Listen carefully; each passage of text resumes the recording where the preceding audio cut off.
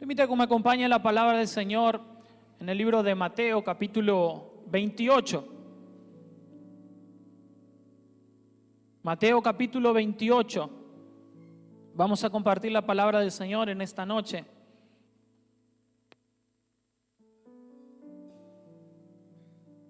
Cuando ustedes lo encuentren, me dicen amén.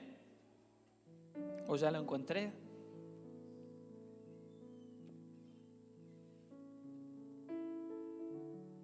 Dice así la palabra del Señor. Pasado el día de reposo, al amanecer del primer día de la semana, vinieron María Magdalena y la otra María a ver al sepulcro.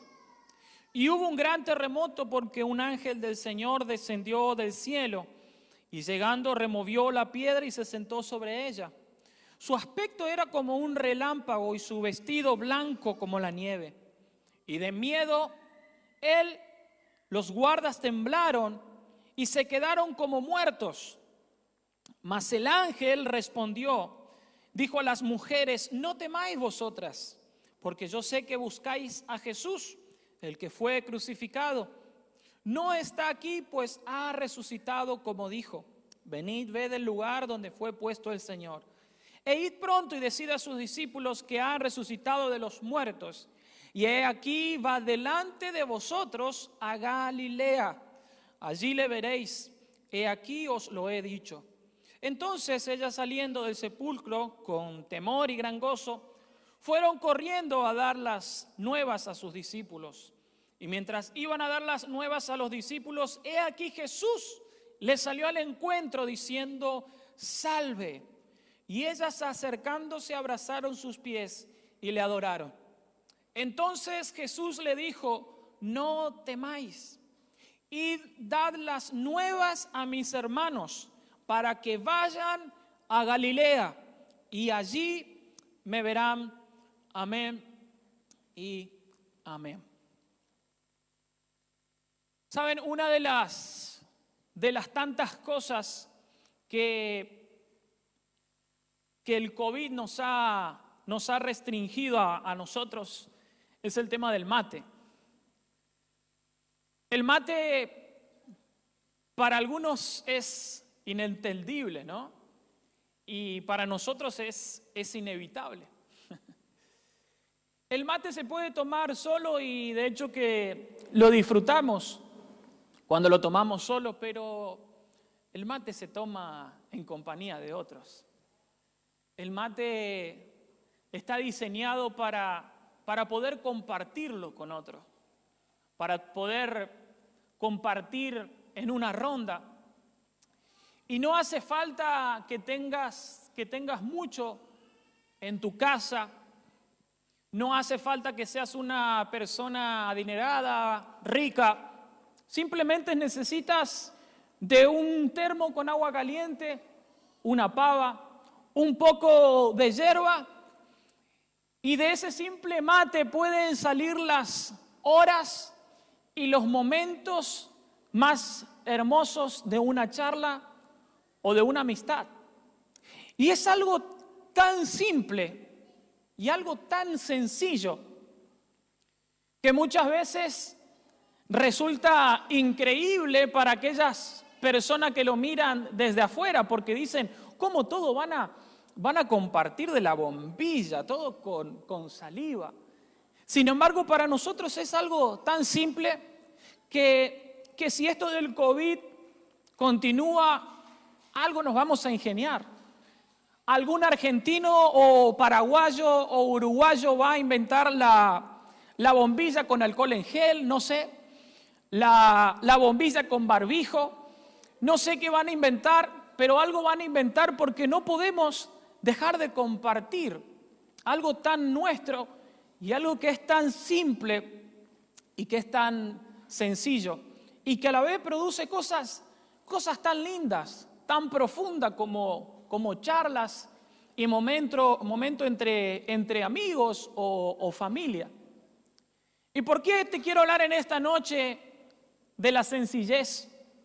Porque con el pasar de los años y de los milenios, el mundo y la vida se ha complejizado. Todo se ha vuelto mucho más complejo. Nosotros hoy podemos ver enormes edificios, rascacielos que pueden llegar a soportar terremotos de grado 7.0. Vemos aviones, drones que no necesitan de una persona, de un piloto que esté a bordo, sino que pueden ser manejados a miles de kilómetros de distancia. Vemos vehículos autónomos que se manejan solo, y pareciera ser que eso es lo que se viene de cara al futuro.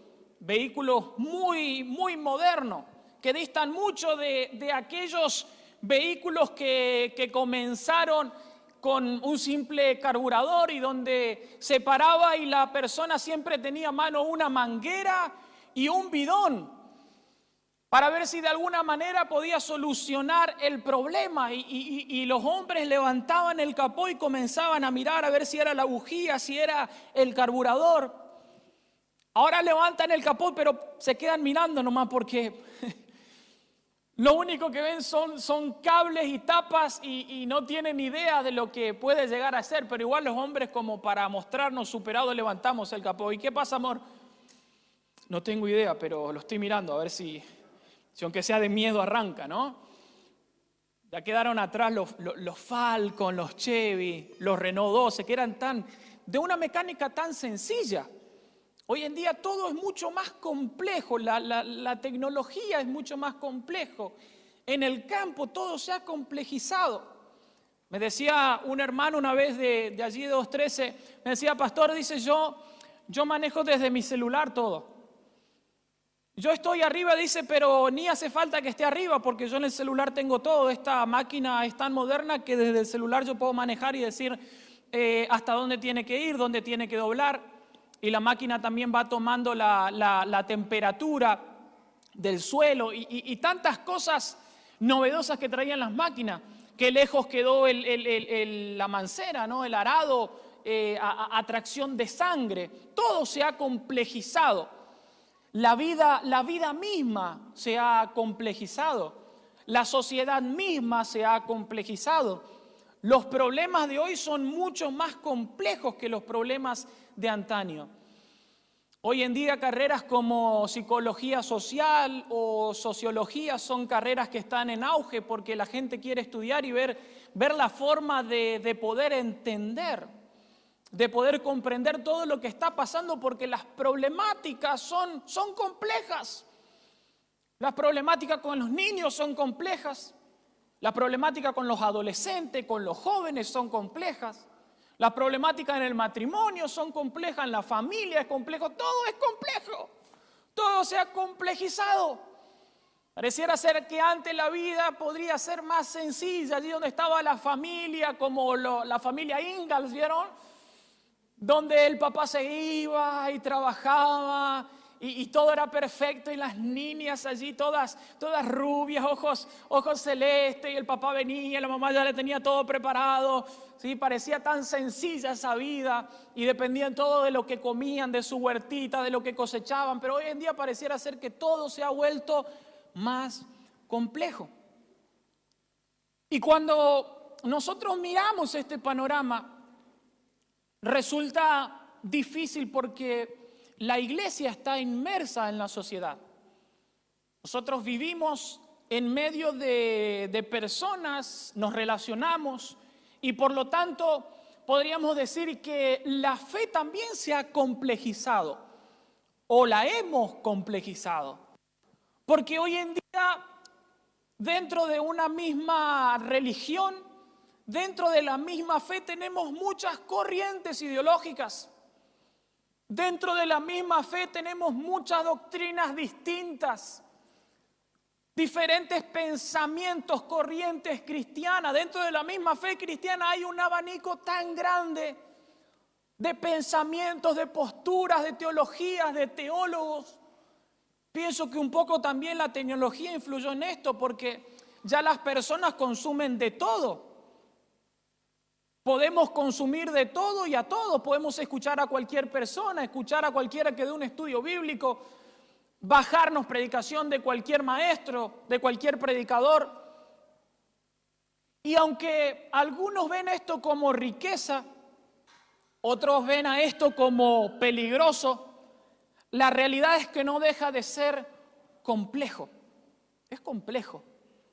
Ahora, yo creo que el deseo de Dios para el ser humano no es complejo, sino que es simple. Yo creo que el deseo de Dios es el mismo deseo de siempre. El mismo deseo desde el Edén es de tener comunión con el ser humano.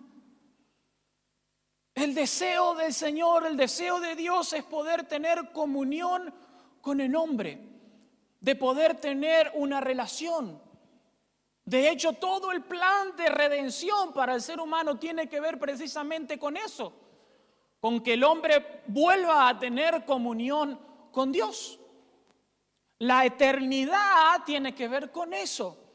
El deseo de Dios de que podamos vivir una eternidad en comunión con Él, en su presencia. Por eso yo creo que el deseo de Dios es simple. Él quiere tener comunión contigo y conmigo. Quiere relacionarse con nosotros. Y cuando yo veo a Dios a través de Jesús, Él se mostró como alguien accesible. El Señor se mostró como alguien simple, como alguien a quien las personas podían llegar, podían compartir, podían charlar con Él. De hecho, que Jesús estuvo mucho más ligado a las casas que a los palacios. Estuvo mucho más ligado a los campesinos que a los reyes, a los niños que a los poderosos. Y la palabra del Señor dice que fue en Caná de Galilea donde Jesús realizó su primer milagro. Fue en ese lugar, en la zona, en la región de Galilea donde Jesús desarrolló todo su ministerio. Fue allí donde a orillas del mar de Galilea el Señor llamó a sus primeros discípulos. Fue en las calles de esa región donde el Señor le enseñó a las personas a poder caminar con un estilo de vida diferente, con un estilo de vida distinto. Fue en Galilea. Y cuando nosotros nos podemos a investigar y a ver un poco, resulta que Galilea, la región de Galilea no era la mejor región.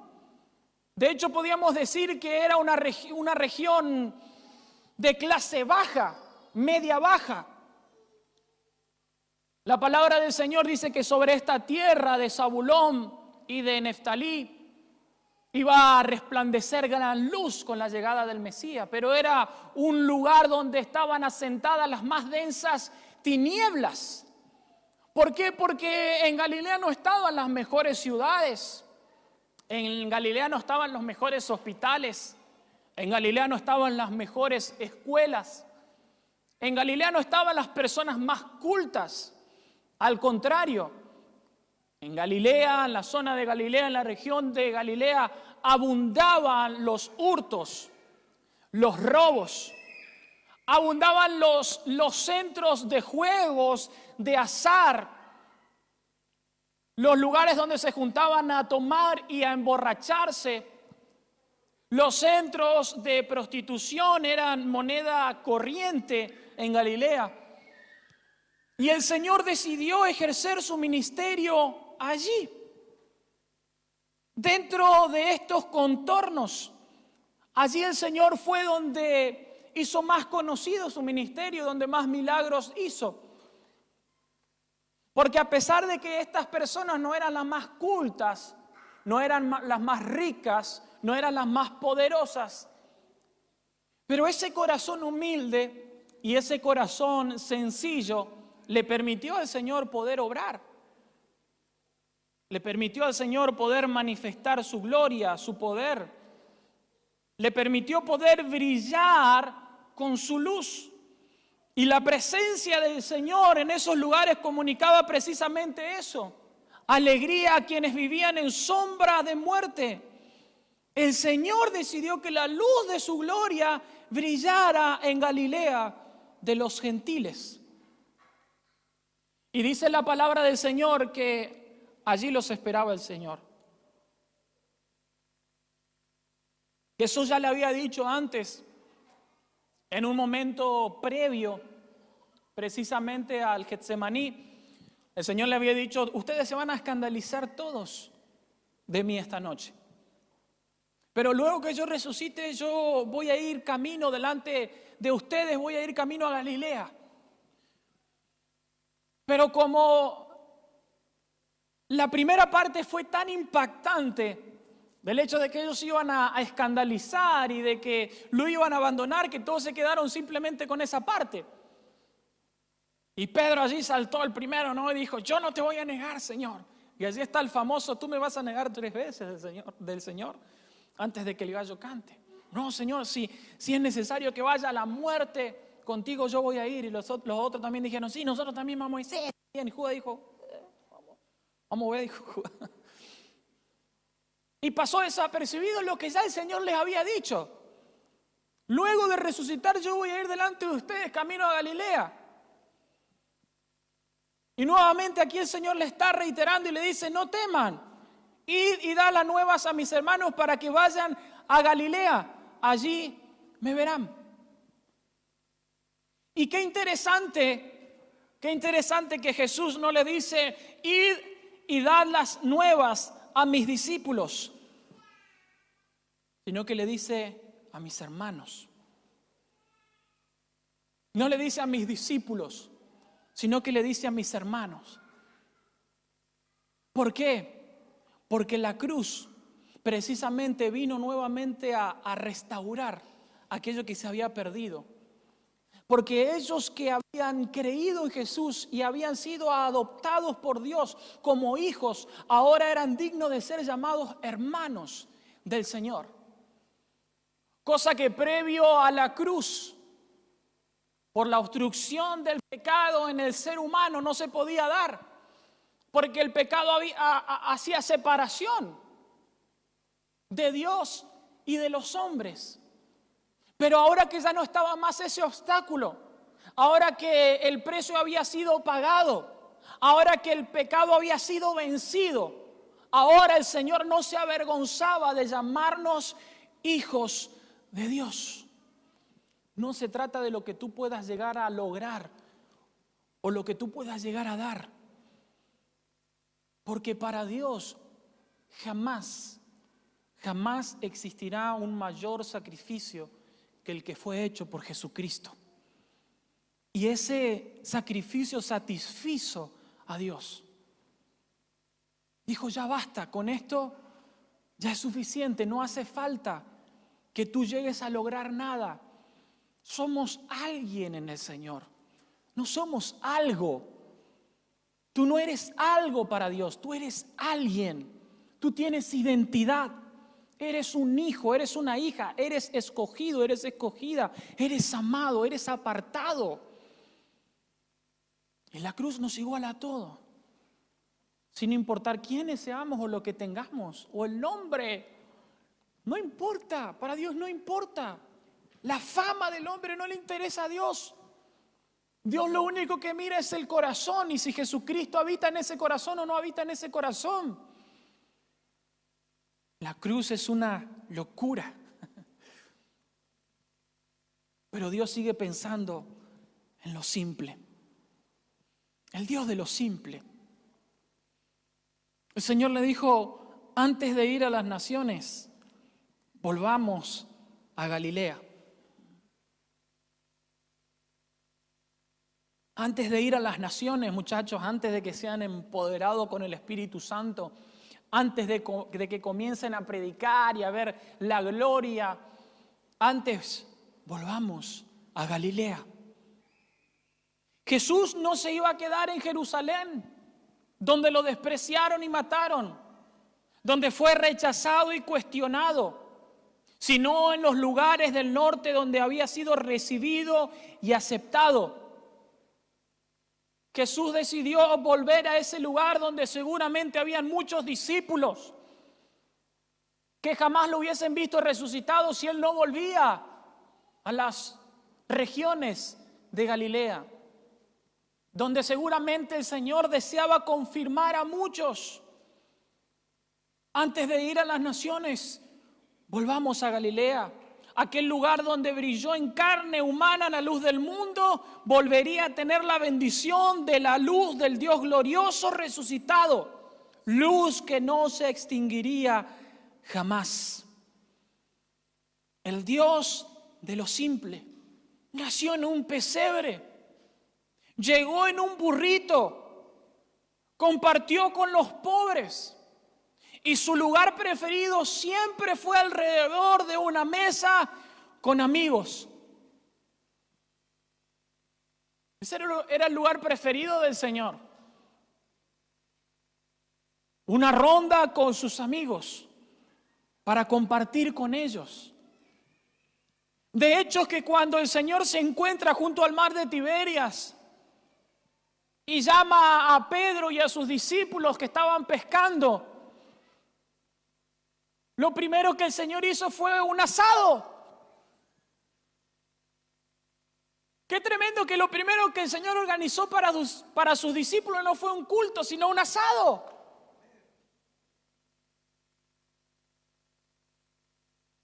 Dice que cuando ellos llegaron encontraron allí las brasas, el fuego, un pescado a la parrilla, unas tortas. Y no les dijo, bueno muchachos, aquí ya tengo, ustedes prepárenlo, así como a mí me gusta. Ustedes saben cómo le gusta al líder, al ungido. Era Cristo resucitado. Era Dios. Y sin embargo, Él le sirvió. ¡Qué ejemplo, hermanos! A veces cuando nosotros no queremos ni mover la silla, pues decimos, no, eso no me toca a mí, ¿no? ¡Oh! No queremos hacer una milla extra. Hermano, Jesús mismo le cocinó a sus discípulos. Yo pienso que si el Señor estuviese en este tiempo, lo primero que haría sería sentarse a la mesa y agarrar el mate. Vení, Pedro, vení. Vamos a hablar. Mientras estaban las brasas allí, ¿no? Ese ruidito a carbón que se va quemando. Esa grasita que va cayendo. Pastor, ¿me está queriendo dar hambre? No, estoy queriendo que te imagines la escena. El Señor compartiendo allí con sus discípulos. Un momento con ellos. Allí en ese mismo lugar donde el Señor los llamó. Allí en ese mismo lugar el Señor estaba confirmando sus vidas. Él estaba diciendo, Pedro, en este mismo lugar yo te sigo amando. El ministerio para tu vida no ha cambiado. Aunque me has negado, aunque has fallado, aunque todos me dejaron, muchachos, vengan a la mesa. Mi amor por ustedes no cambia. Y su amor por nosotros nunca va a cambiar, hermanos. Y el Señor se agrada en lo simple, en la sencillez. Al Señor no le gusta la pompa. Y que haya demasiado ruido, demasiado lujo, si el centro en ese lugar no es Él. Porque todo puede estar lindo. Las luces están buenas, este lugar está bueno, la música es espectacular. Pero si la presencia del Señor no está en este lugar, si su Espíritu Santo no está en este lugar, nada de lo demás sirve. Porque lo que le da el sentido a nuestra existencia y a todo lo que hacemos es Jesucristo. En un momento Dios se cansó de los sacrificios que Él mismo había dado. Pero Él se cansó, se hastió, se hartó. Si ustedes leen Isaías capítulo 1 van a darse cuenta con qué palabras bonitas el Señor encara el problema.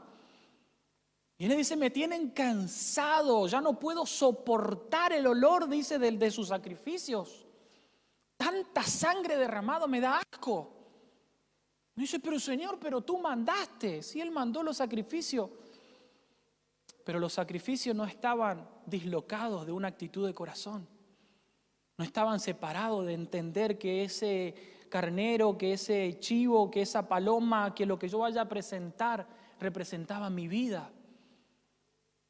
Y las personas ya venían y tiraban cualquier cosa al holocausto y decían, ya pequé y voy y tiro otro. ¿Y cuánto más puedo dar? Total, tengo dinero y puedo entregar muchos animales. Y se volvió una cuestión de simple religiosidad, de simple cumplimiento externo. Y el Señor le dice, este pueblo de labios me honra, pero su corazón está lejos. Lo que le está diciendo, este pueblo hacia afuera hace lo que se supone que debería hacer. Visiblemente, exteriormente, hace lo que se supone que deberían hacer, pero su corazón está alejado de mí. Aunque por fuera me adoran, me sirven y me honran, pero su corazón está lejos, porque el Señor conoce los corazones. Y sabía que muchos después de hacer ese sacrificio iban y quemaban incienso a Baal. Y el Señor sabía que muchos de esos sacerdotes que llevaban adelante los sacrificios en sus recámaras secretas tenían altares a dioses de Baal, de Acera, de Astarot.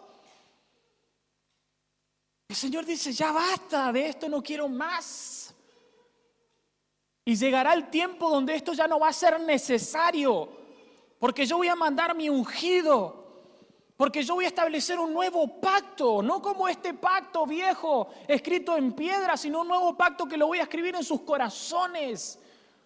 Y voy a poner mis leyes y mis mandamientos en sus corazones, para que se deleiten en mi mandamiento, porque no quiero mero sacrificio. Yo quiero un corazón que se deleite en guardar mis mandamientos. No quiero apariencia. No quiero obediencia externa. El Señor anhela cuando hay un corazón sincero, sencillo, que le busca, que viene delante de Él. Y hermano, nosotros no estamos exentos de hacer lo mismo que hacía el pueblo. Nosotros no estamos exentos de practicar una mera religión, un formalismo, de hacer una rutina, de armarnos una cuestión de rutina en nuestra vida y de venir inconscientemente a los servicios, al culto y cantar de memoria las canciones, porque muchas veces las cantamos de memoria y que nuestro corazón verdaderamente no se rinda al Señor. El Señor no desea un mero formalismo. Jesús no murió en la cruz del Calvario para que nosotros tengamos mejores sacrificios que los de antes. No, Jesús murió en la cruz del Calvario para que nosotros podamos relacionarnos con Él, para que podamos sentarnos a la mesa y poder compartir con Él, para que no haya un día específico en el año, un momento específico en el año, sino para que puedas compartir con Él cada mañana, cada noche, cada tarde. A Jesús, hermanos, no les impresionan nuestros sacrificios. De hecho, que Jesucristo no se impresionó con las grandes construcciones de la época. No se impresionó con los grandes palacios, con la majestuosidad de los reyes, con las ropas, los vestidos caros, con perfumes de alto precio. El Señor no se impresionó con eso. El Señor se maravilló cuando encontró a un hombre que le dijo, Señor, tan solo di la palabra y mi siervo va a sanar.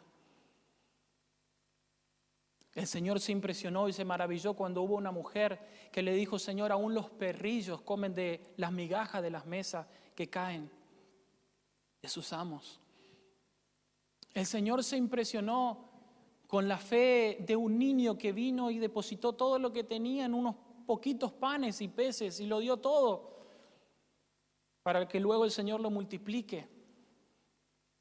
El Señor se maravilló y se impresionó con el corazón sencillo y la fe de una viuda que dio todo lo que tenía, aunque era insignificante, aunque no valía nada, pero era todo su sustento. El Señor se impresionó de corazones sencillos que le creyeron. Jesús no se maravilla de grandes sacrificios y promesas. No se impresiona de los grandes logros y hazañas que el ser humano pueda querer mostrar o comprar. Dios sigue buscando corazones sencillos y entregados a Él. ¿Qué pasaría si Jesús viene a tu casa?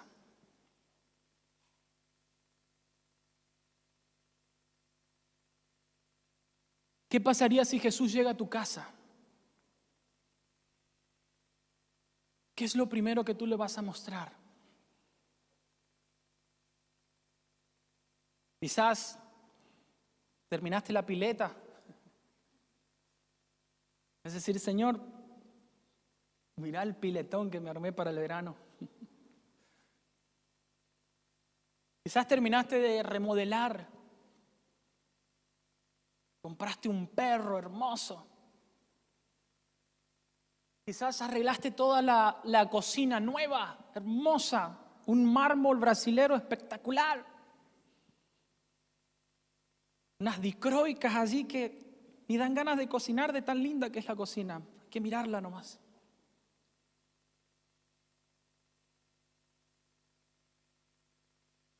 Yo creo que lo primero que el Señor iría a mirar, o por lo primero que el Señor preguntaría sería: ¿qué hay en tu heladera?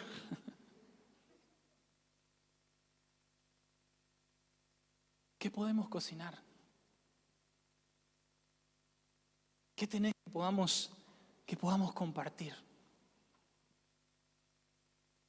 Pero Señor, mira qué lindo que... Sí, pero vení, sentate. Prepárate unos mates. Dice que Jesús amaba a Lázaro, a Marta y a María, que eran amigos de él. La Biblia no dice por qué, pero yo me atrevo a pensar que era el lugar donde el Señor se podía sentar.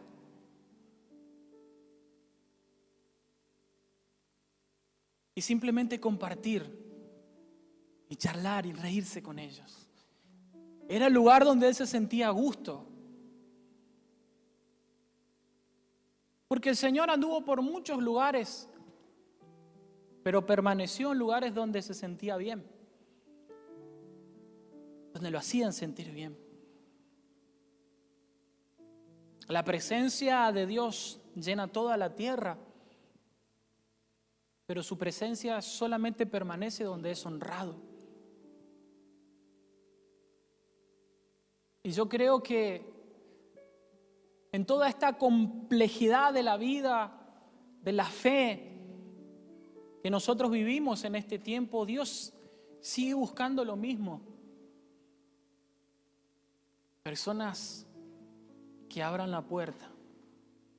Y si alguno abre la puerta, entraré y cenaré con él. ¿Qué es lo primero que vamos a hacer allí en el cielo? ¿Qué es lo primero que va a haber? ¿Qué? Una cena.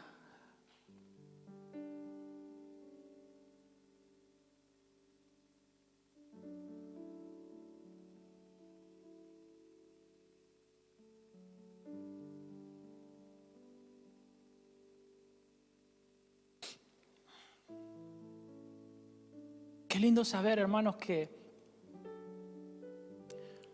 el Señor mira mucho más allá de nuestros errores, de nuestra capacidad, de lo que podamos hacer o no hacer por Él. Que aunque hayamos metido la pata fiero, como la metió Pedro, pero allí está el Señor esperándonos nuevamente para decirnos: ¿me amas? Vamos. Si me amas, vamos. Ven. El Señor ha pagado un alto precio para que podamos relacionarnos con Él. Para que podamos entrar, dice la palabra del Señor, con confianza. Vamos, entren con confianza, dice Pablo. Ya nuestra Pascua ha sido sacrificado, ya el velo se ha rasgado, ya el camino se ha restablecido. Vamos, dice Pablo, entremos con confianza. Vayamos con confianza delante de la presencia del Señor. El Señor desea tener comunión contigo en lo simple, en la simpleza. Sin tanto formalismo, sin nada de religiosidad, con un corazón sincero que le diga: oh Señor, aquí estoy. Yo de nuevo metí la pata, Señor, hoy feo, pero aquí estoy. Padre, estás ahí.